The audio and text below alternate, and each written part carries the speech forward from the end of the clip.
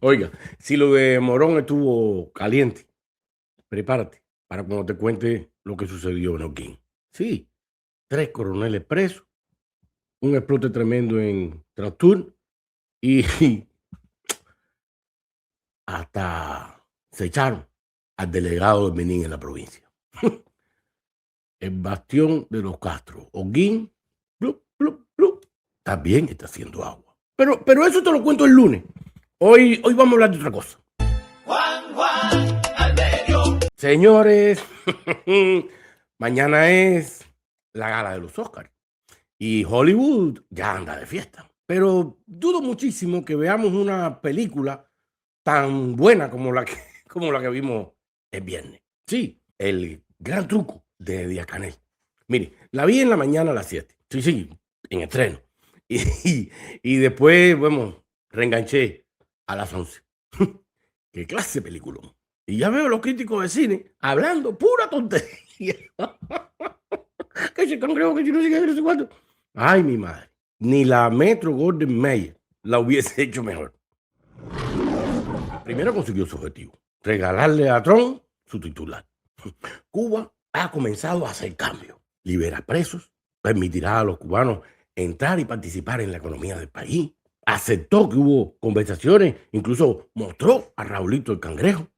Juan, al medio. Vamos, yo imagino que un tipo tan brutalmente pragmático como el señor Donald Trump esté flotando en su ego.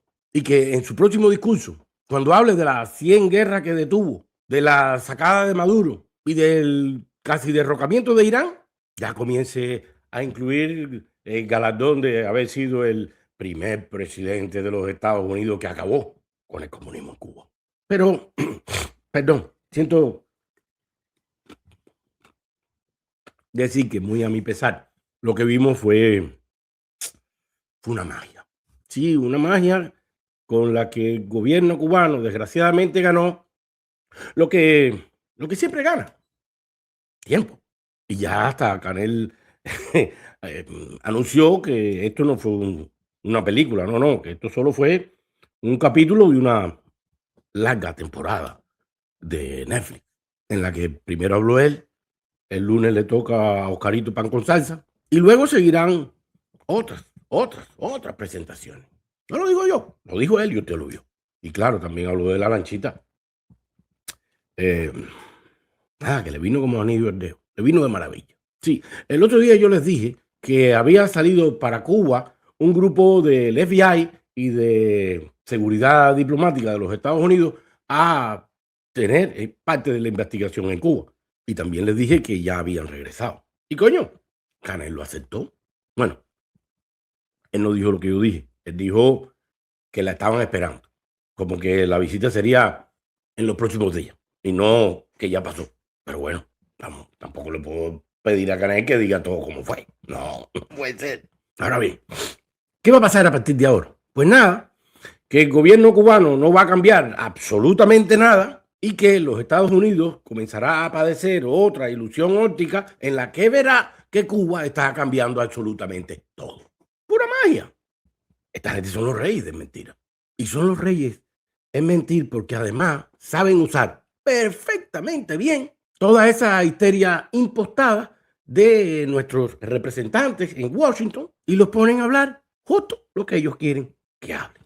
Y por eso fue que Marco Rubio, que es normal porque creció, nació y creció influenciado por su entorno, dijo que le había impresionado la manera tan cordial en que se desarrolló la reunión con esa gente. Claro, al señor Rubio le habían metido tanta mierda en la cabeza que pensó que se iba a enfrentar a mandriles y punto. Se lo comieron. O como él mismo dijo, lo impresionaron. Y por supuesto, ahí lo único que pasó fue que aquellos le enseñaron un moco y este vio todo un pañuelo. Y por eso ya el señor Marco Rubio hasta entendió, o parece haber entendido, que los cambios en Cuba no pueden ser a la tremenda, sino graduales, para evitar cataclismos masivos y nuevos éxodos migratorios. Y hasta cierto punto es lógico pensar que un país totalitario como Cuba para conseguir desmontar todo ese sistema monstruoso lleva tiempo. Pero eso es como pensar que para que los esclavos se sientan más cómodos o a menos que se sientan más seguros, que les quiten los grilletes, pero poquito a poco. Porque si no, la libertad así de sopetón le puede provocar un infarto. Vamos, que en lo que Pablo va y viene, y los relojes dan 1, 2, 3, 4, 5, 7, 8, 67 vueltas más, Trump se nos muere. Y a Marco Rubio lo ingresan en la sala de geriatría, del León Medical Center. Por favor. Juan, al medio. Miguel Mario anunció como algo trascendental la decisión de concederle en Cuba facilidades para que la migración pueda ir, invertir y ser felices en su tierra. Y eso sonó muy bien. Y ya hay gente hasta haciendo planes. Pero la realidad es que todos estos embullados no saben que hace muchísimo tiempo hay empresas norteamericanas con empresarios cubanos haciendo negocios en Cuba con permisos de la OFAC, de esta administración Trump, y incluso con créditos de los Estados Unidos. Sí, por solo citar algunas. A ver, conozco una que está metida en temas de la pesca en la plataforma insular y en el Golfo. Otra que está metida en la reactivación de los viejos combinados pesqueros. Otra metida en temas energéticos y de paneles solares y de solinera, como le dicen a la gasolinera, que no dan gasolina sino electricidad. Otra que está metida en el tema también energético, pero desde el punto de vista de combustibles y de la venta de productos imprescindibles en Cuba. Y otra en temas de aviación. Y ojo, esto no me lo contó nadie. No. Yo conozco a esa gente y lo conozco hace tiempo. Y hablo con ellos y veo los documentos. Así que aquí el problema no es que Cuba invite a su migración a hacer negocios en Cuba. Y tampoco es que Estados Unidos se lo permita o no se lo permita. Aquí el problema es que Cuba cambie la estructura y eso no lo han hecho y no lo piensan hacer. Mira, hablaron de liberar presos. 51, por cierto. Y eso suena lindísimo, la verdad. Pero por solo citar un ejemplo, no liberaron a mi hermano Andrés, porque aunque está casi ya a punto de cumplir su larguísima sanción impuesta por un delito no cometido de espionaje, en realidad no lo sacan por el temor inmenso que tiene ese gobierno de reavivar la vieja historia de aquel empresario México-argentino, Carlos Ahumada, y su tremendo rollo de corrupción con el ex de la actual presidenta Sheinbaum, el señor Carlos y Max. Sí, a Andrés no lo sacan por eso, por no molestar a la Sheinbaum. Pero además, ayer liberaron a 51 y hoy metieron como a 60 entre los que metieron en Morón y de Barajusto de Holguín. Más bien lo reciclaron. Y lo reciclaron porque, como ya te dije, esta gente son los reyes del engaño. Y nos han engañado por muchísimo tiempo, no solo a nosotros, afortunadamente. No se sienta usted engañado solamente, no. Ha engañado también al presidente Donald Trump, a Marco Rubio, Obama y a todo eso. Porque vemos que en ningún punto de esta conversación, negociación, entra el único tema fundamental y que han estado posponiendo por más de 67 años. Y ese tema es la inmensa, creciente y acumulativa deuda que tiene ese sistema con los propios cubanos. Sí, que nos acaban de decir, o que nos pongamos finalmente en algún consenso de llegar a la conclusión de quién va a pagar por tanto llanto de tantas madres. Sí, ¿quién pagará? O al menos, ¿quién nos pedirá perdón? Pero eso no pasará porque se sigue posponiendo el tema. Y hoy hablamos de precios y mañana hablaremos de edificios y después hablaremos de comida y después hablaremos, pero de pagar, de perdón. ¿Cuándo vamos a hablar de eso? Y mientras no hablemos de eso, todo permanecerá incompleto. Porque en el caso en que Estados Unidos logre por la fuerza, un cambio en Cuba y ponga un gobierno títere, tan títere como Díaz-Canel, eso seguirá incompleto. Mire, con la película de ayer todavía hay gente preguntándose por qué Raulito, el Cangrejo Rodríguez Castro, estaba allí en la sala con Canel y toda esa gente si él no es miembro de la asamblea, ni es miembro del partido, ni es miembro del comité central, ni del buró político, ni un jefe militar, ni nada de eso. Y desgraciadamente es lógico que todavía la gente se pregunte eso, porque además lo enfocaron varias veces para que no vieran. Y la respuesta, señores, la respuesta es muy, pero muy sencilla.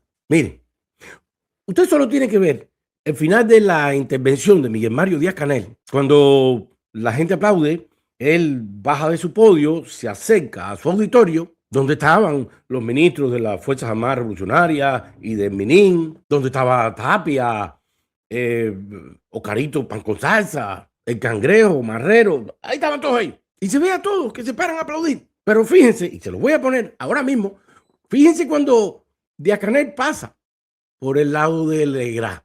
Él habla con Marrero algo, no sabemos lo que habla, pero dice algo. Seguramente le guataquería, ¿no? Oye, qué bien estuvo esa intervención, que felicidades, esa cosa. Sigue y Legrá le da la espalda, lo ignora, lo desplanta, hasta el punto que Marrero Canel se descoloca unos segundos y sigue para atrás y saluda a una señora. Sí, véanlo ustedes mismos.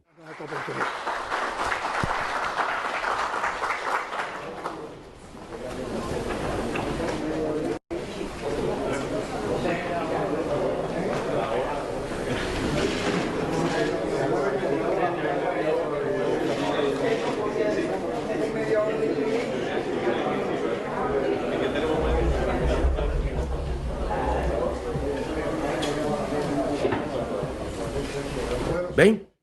Precisamente por eso es que Raulito Cangrejo estaba ahí. ¿No entendiste? Mira, todos los que estaban allí sabían perfectamente que eso iba a ser televisado. Y sabían que había mucha expectativa en el mundo, incluso que lo iban a ver mucho más de 2 personas en Washington, D.C. Así que el Cangrejo estaba ahí para mostrarlo en las fotos que necesariamente le tenían que enviar a Donald Trump y a Marco Rubio, diciéndole: aquí tenemos a tu cangrejito, que lo estamos aceptando como el interlocutor perfecto. Y 2, estaba ahí porque Raulito es nada más y nada menos que el embajador de su abuelo. Sí, el viejo tiene 94 años, tampoco está para correr la maratón de Londres. Así que, en lugar de ir, envía a su nieto, como si fuera el embajador del terror castrista, del último mástil del comunismo cubano y toda esa volvería. Pero el enorme desplante que le dio Legrá a Díaz-Canel nos deja ver rupturas y grietas interesantes. Sí, nos deja ver que muchos de los que estuvieron allí en ese showcito, o perdón, en ese peliculón, no estaban todos para mostrar una unidad monolítica en un acto de reafirmación, en defensa del viejo calamidad que ya con 94 años se nos apaga día a día. No, algunos de los que estaban ahí no estaban por el interés común, no, estaban por su propio interés, por su propio futuro. Así que ese desplante de Legrá a Díaz-Canel no era para Díaz-Canel, no. Legrá también estaba actuando para la Cámara y enviando su propio mensaje casi crítico a los que lo vieran desde el Pentágono. Sí, casi que les está diciendo: conversa conmigo, yo tengo poder y tengo capacidad negociadora. Y este payaso no, pero yo sí puedo arreglar todo aquí. Mira cómo lo desplanto aquí. Y claro, la cúpula de poder también envió su mensajito a Washington. Sí, le dio mucha cámara al Cangrejo para enviar un mensaje, digamos, no verbal, pero sí esencial. Un mensaje claro, donde expresa tácitamente, sin palabras, al ponerlo varias veces, le está diciendo: mira, esto es lo mismo que ya tenemos. Esto es lo que queda de Raúl. Así que por ahora haremos cambios económicos, pero en cuanto se acabe el último capital simbólico que tenemos, que se llama Raúl Castro, entonces avanzaremos con el resto de los cambios, o sea, los cambios políticos.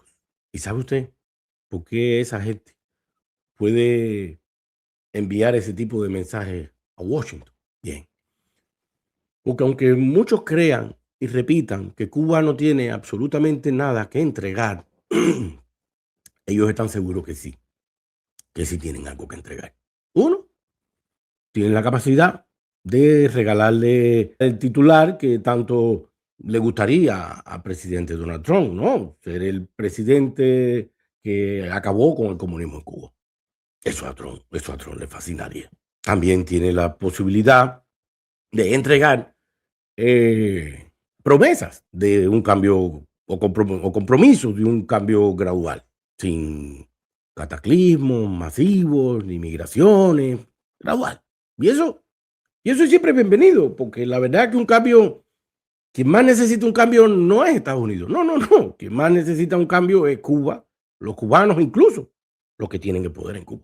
También Cuba tiene la posibilidad de entregar el compromiso, aunque sea temporal, de que no habrá más intervenciones de China ni de Rusia en sectores estratégicos cubanos, cosa que eso también pondría muy feliz a los Estados Unidos.